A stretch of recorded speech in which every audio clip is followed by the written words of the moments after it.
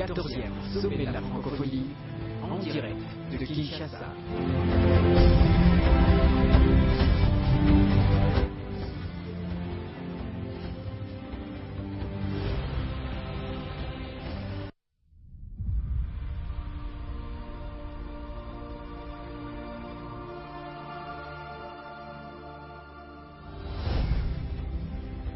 Quatorzième sommet de la francophonie, en direct de Kinshasa.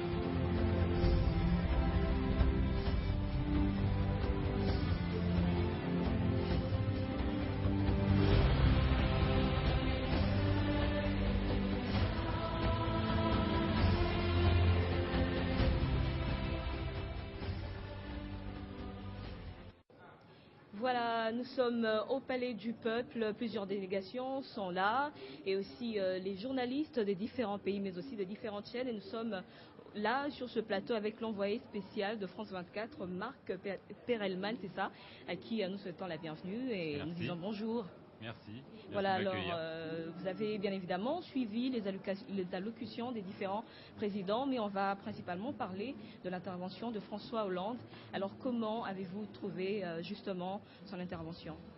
François Hollande est venu ici après avoir entendu beaucoup de critiques d'Abdou Diouf, le secrétaire général de la francophonie, ces dernières années, qui disait que la France avait un petit peu abandonné la francophonie, le français, et ne s'investissait pas vraiment dessus. Il a clairement voulu tourner une page et montrer que la France allait de nouveau être un leader de la francophonie, même si bien plus de gens parlent français hors de France qu'en France aujourd'hui, et évidemment avant tout en Afrique.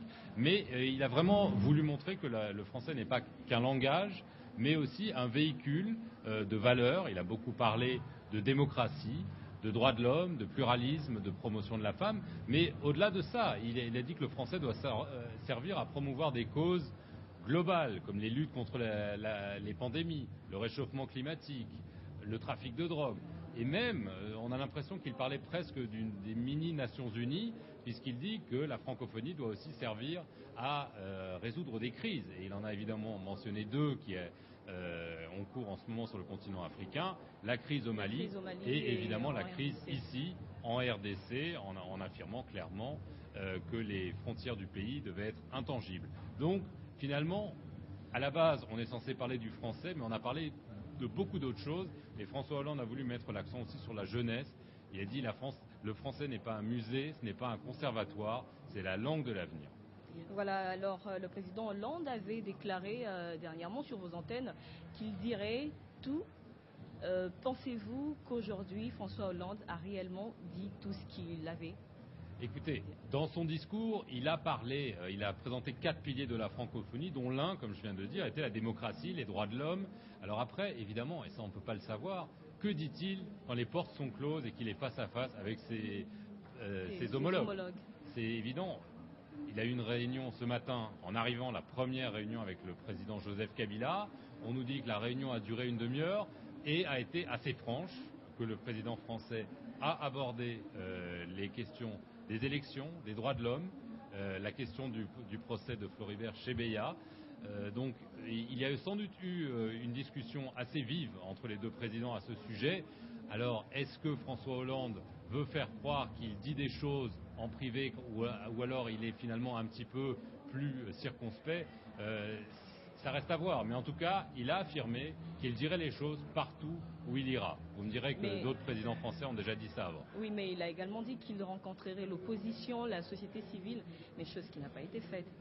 Il doit normalement rencontrer Étienne Tshisekedi aujourd'hui. Il a rencontré des membres d'ONG et de l'opposition politique. Il a normalement, si son programme a été celui qui était prévu, on sait qu'il a eu un petit peu de retard. Non, le président français a affirmé et que ce serait le cas avec tous les dirigeants africains.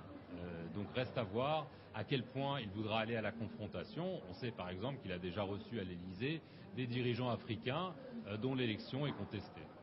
Alors, première expérience où vous avez déjà eu à assister à un sommet avant celui-ci?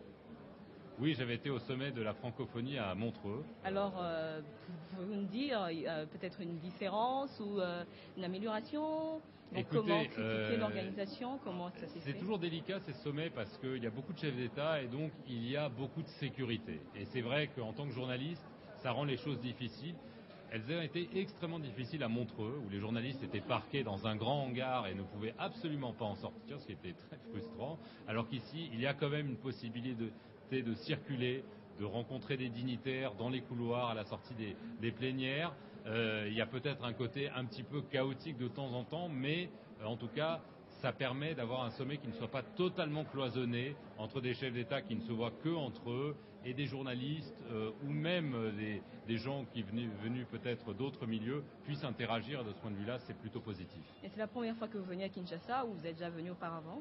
C'est la première fois que je viens à Kinshasa. Je suis déjà venu dans l'est du pays. Alors, votre appréciation, peut-être surtout par rapport à ce qui se raconte, hein, écoutez, la ville, honnêtement, je suis arrivé ce matin, j'étais à Dakar avec le président français hier. La ville s'est fait belle, c'est évident.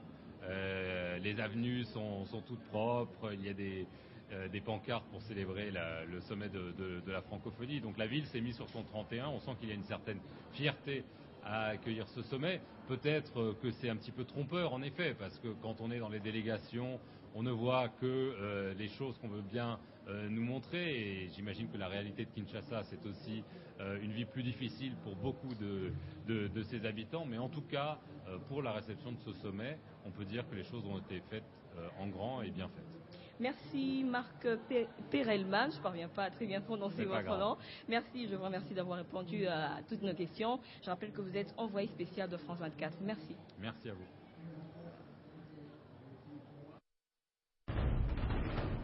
RDC, le plus grand pays francophone, vous accueille au 14e sommet de la francophonie.